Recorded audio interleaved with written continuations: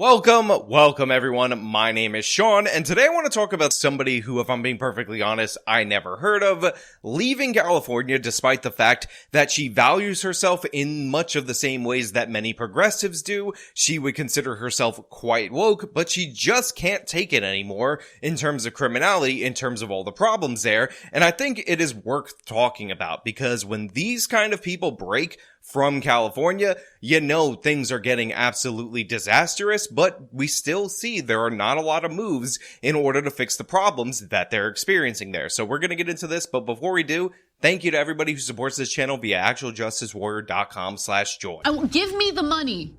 Give me the money, okay? I grew up here. I'm a woman. I'm a gay woman. My mom's a Jew. My dad's an Arab. I have a black kid. And believe it or not, my son is half Latin, even though he doesn't look like it. I hold a million cards in your game of woke victimology poker. And when I leave California, maybe you've lost your mind. Just maybe.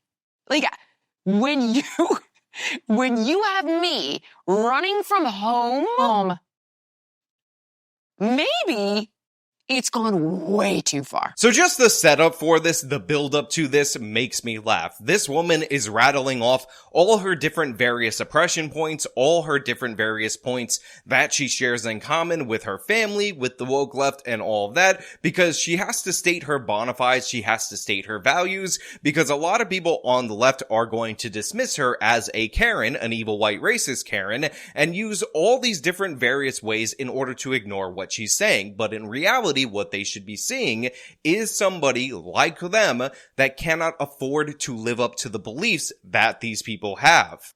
What was the line? Like what was it? My God, I guess girl, there's not enough time. And I actually take this line from Bill and Elon Musk, and they're like, I actually haven't changed. Yes. The world around me is shifting, and I haven't moved. Now, after her build-up, she is asked what was the line, what was the breaking point, and one of the things that she describes is a phenomenon that she says Bill, who I believe she's referring to Bill Maher, and Elon Musk have said, which is these people don't feel like they've changed. They feel like they still believe in all the same woke left-wing things, but all of a sudden, the left just went even further left, and now they look at themselves, and they're somehow closer to the center, despite the fact that as she rattled off in the beginning, she thought she shared so much with these people. Now, by the way, I've actually talked about this multiple times on this channel. A lot of people get on my case for defending Anna Kasparian, who has gone through something similar, although Anna actually admits and acknowledges that she herself has changed on a couple of issues. But the fact of the matter is, telling people you voted for this, therefore you deserve it, really doesn't encapsulate what is actually going on, because a lot of people on the left wing voted for what they thought were moderate criminal justice reforms. We're not going to throw people with small amounts of marijuana in prison, but the fact of the matter is, the state of California ended up revising a bunch of the categories, moving some violent crimes into the non-violent category. So some of these laws that are passing here are absolutely mind-boggling in relation to crime, protecting our kids. A lot of people didn't realize that when you decriminalize shoplifting to the point where it's absolutely nothing and you could never be thrown in jail because of it, that what's going to happen is that it's going to spiral out of control. And when you don't have consequences, even for the repeat offenders, you're going to see the decay across your city. Not to mention, a lot of people were like, hey, drug addicts are sick, which by the way is something that I believe. So they didn't want them to be thrown in jail, not realizing that the laws would be utilized in ways that would enable them. So a lot of people were well-meaning, and maybe we could have found some common ground with these people, because let's be honest, a lot of rural America is experiencing problems with the opioid epidemic, the same as Skid Row. It's just not as concentrated into certain areas. But the fact of the matter is, the radicals have taken over the Democratic Party. They've hijacked the ship, and this is the result. We're decriminalizing everything, which arguably I would probably be okay with, but we're not regulating any of it. So this is exactly what I'm talking about in terms of policies where you might actually find some common ground with somebody, but in reality, the way that it's actually implemented in these left-wing cities is an absolute disaster. Now, I will say that although she's going to cite a good example of something being decriminalized but not regulated, the fact of the matter is a lot of the stuff that was decriminalized in the state of California is regulated too much, and I'm speaking specifically to their legal cannabis market, because essentially it's regulated to such an extent that all of these different growers end up having to feed the illegal market in order to compensate. The taxes are so high that instead of seeing the production of the illegal stuff go down, we've actually seen it gone up, and this is because it's actually an over-regulated market. So let's be clear about that. However, her example, really good one, and I just want you to hear her say it before I go into it. So it's like, okay, you're going to decriminalize sex work, but only so women can legally loiter on the streets.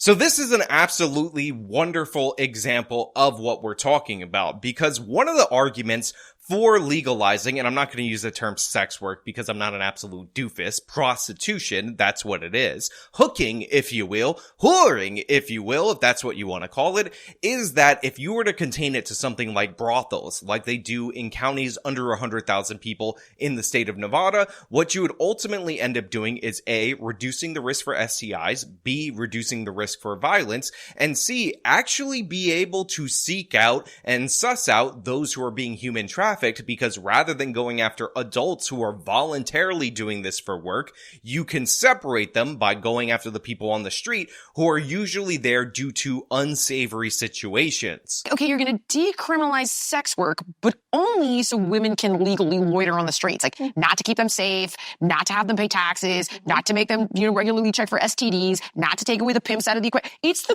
like, if you made that argument to me, I'd be like, well, yes, we want, of course. I mean, I could be liberal. I could go there with you. But I grew up this way. But as said right here, they decriminalized it, but they didn't do any of those steps that you would see in places like the state of Nevada. So essentially, they're allowing the pimps, the traffickers, and all that to operate with complete and utter impunity instead of cleaning up the situation. All the positive arguments that you could make for actually legalizing or decriminalizing, you end up doing none of those benefits, but now you can't even use the force of law enforcement to save some of these people because there are no actual consequences for this kind of behavior, for this kind of loitering. And again, it makes your city, it makes your area look like it's in decay because, spoiler alert, it is in decay. And as we found out through Broken Windows research, the appearance of decay actually ends up leading to decay. If something looks like it's not monitored, it's not being watched, it's not being taken care of, then that's going to attract unsavory people, thus putting people in more danger. But when it's like, oh, and then what we're going to do is we're going to pass a law for LGBTQ rights so that 24-year-old men can sleep with 14-year-old boys and not have to register as a sex offender because it's just not fair to the gays. I'm like, what? It's what? So a lot of people hear what's said right here and they react and cheer. And believe me, I've seen many of videos that agree with this woman. But the fact of the matter is, she's completely wrong about what she's saying. She's inaccurate about this law. And honestly, I'm going to have to defend Gavin Newsom on this one because what we're actually talking about is a close age exemption to the sex offender registry. Let me explain. So, prior to this specific law being in place, the state of California already had this 10-year close age exemption when it came to children over the age of 14. And by the way, this means that the person has to be within this 10-year age exemption in order to qualify. So, in a particular instance where you have an 18-year-old engage in vaginal intercourse with a 17-year-old, no matter what, under California law, that is technically statutory rape. However, it is actually up to a judge's discretion on whether or not that 18-year-old is going to end up on the sex offender registry for life. And again, this is true of gays and of straights. If that was not vaginal intercourse, if it was either oral or anal sex, the judge would have no discretion in that particular instance. So the same person who engaged in an activity, again, with somebody who's just 1 year younger than them, and again, it could be heterosexual activity, could end up on the registry depending on where he put his thing. So what Gavin Newsom did is that he signed a law that allowed judges that discretion in these particular cases, even if it was non-vaginal intercourse. And for whatever reason, this was promoted as an LGBTQ inclusive piece of legislation. Like, I don't know if you saw that one. That was like, I think early 2020 when they passed that law. Mm-hmm. And I was like, if a 24-year-old man touches my 14-year-old son, I will get a gun and take matters into my own hands. Yes. Like, are you kidding? I am actually 100% in favor of close age exemptions. However, I would try to pare it down to a 5-year window rather than this 10-year window that exists in the state of California. But to be 100% clear, this exemption is only specifically in reference to registering for the registry. It is not actually an exemption to statutory rape charges, which, by the way, many states across this union have far more liberal exemptions to the charge itself. This only has the judge be able to examine the situation and determine whether or not the person should register for the registry. And again, I think they should pare it down. I think they should make it a 5-year exemption that only caps out at age 21. That way, if you have a situation where somebody's in college at age 21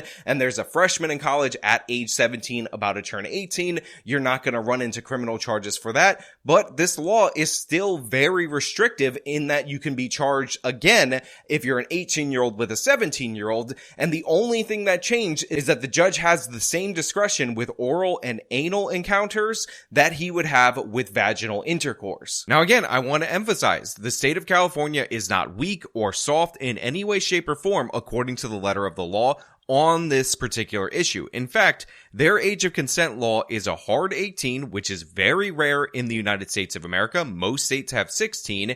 And on top of that, it's so restrictive that if two 17-year-olds were to engage in intercourse, according to the letter of the law, both are guilty of statutory rape. However, it's not prosecuted, I understand that, but if it were prosecuted and at one point in time the female inserted that thing into her mouth, guess what? Before this law existed, if that came out in court, the 17-year-old male, again with the same age partner, would be on the registry automatically, no discretion from the judge. So yeah, it's a solid law. I'm sorry to break it to you, except for the fact that they had the 24 to 14 range, which was already the range that California allowed for automatic registration on the offender registry. It's solid. Now look, a lot of people won't tell you that. A lot of people are completely ignorant to those facts. They won't bother to look it up. They'd rather pander to you. So don't get mad at me because I am reporting accurate to you guys out there in the audience that California actually has maybe the number 1 or number 2 strictest statutory rape statutes in the entire country, based on the fact that, again, you can still be charged and convicted with the crime even if you're an 18-year-old with a 17-year-old. The only thing we're talking about is post-conviction, whether or not you're automatically eligible to go on the registry or judge has to decide that. Or the fact that a 12-year-old child can be put on off-label cancer drugs to irreparably change their body.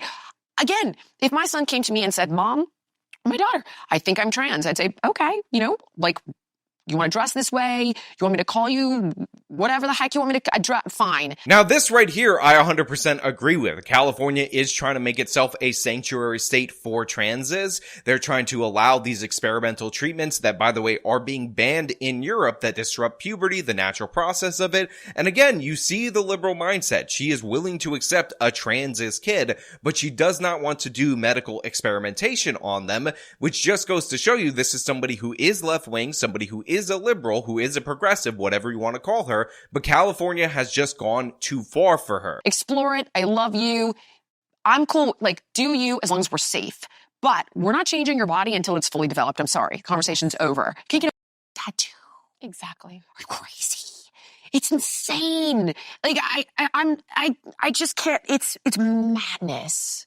It's madness to me. I really do like this. She's making all the sensible, rational arguments. Again, absent the fact that she was incorrect about that statute, which I corrected, which, by the way, a bunch of conservatives won't even bother to correct. They won't even bother to look it up. So you're welcome. And by the way, thank you to all the commenters who are mad at me for telling the truth about that. But yeah, I liked her energy right here. And she is 100% right. It is illegal for you to get a tattoo at age 17 and 364 days. But for some some reason, without your parents' permission, the state of California wants to start you on this medication protocol at age 12, even as, again, it is being banned in various European countries because it is experimenting on children. I could go on and on and on, and it's madness. I don't know what's going on here. So what this woman is going through right now, the reason why she wants to leave California, is the consequences of one-party rule, progressive overload, and again, this is what happens when the left is unchallenged. They end up picking fights with their people that are also supposed to be on their team,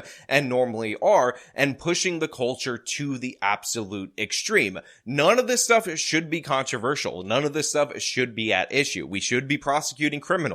We should take property crime seriously. We should stop pretending that all criminals are Aladdin and that there's no consequences to having open air drug markets in every major thoroughfare, and stop consistently trying to blame capitalism or oppression for all the different problems and start going after the criminals and the people who are causing those problems. So I agree with what this woman is saying right here. For the most part, there are notable exceptions. Obviously, she's obviously further left than me, but it is a good thing when people on the left realize who they're partnered with and they start trying to move the culture back to a sensible point of view. Again, I can have an argument with somebody who says, well, if my kid says that he is a girl, then I'm going to put a dress on my son, but I can't argue with somebody, I can't have a debate with somebody who's going to experiment on them and forever alter them based on what is currently trendy, based on the current thing. That is not cool. That is not acceptable. That is a point where we need to draw a hard line. But you know what?